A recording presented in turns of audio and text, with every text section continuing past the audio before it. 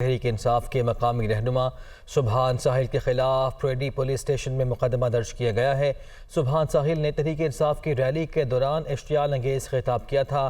مقدمے کا یہ متن ہے۔ سبحان ساحل نے وزیر اعظم اور وزیر داخلہ پر الزامات عائد کیے تھے۔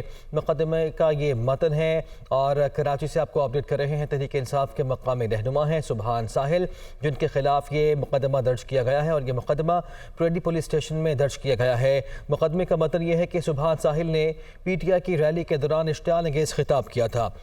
کن دفعات کے تحت یہ مقدمہ درج کیا گیا ہے جان لیتے ہیں۔ ہمارے نمائندے بلال نصیر ہمارے ساتھ موجود ہیں۔ بلال آگاہ کیجیے۔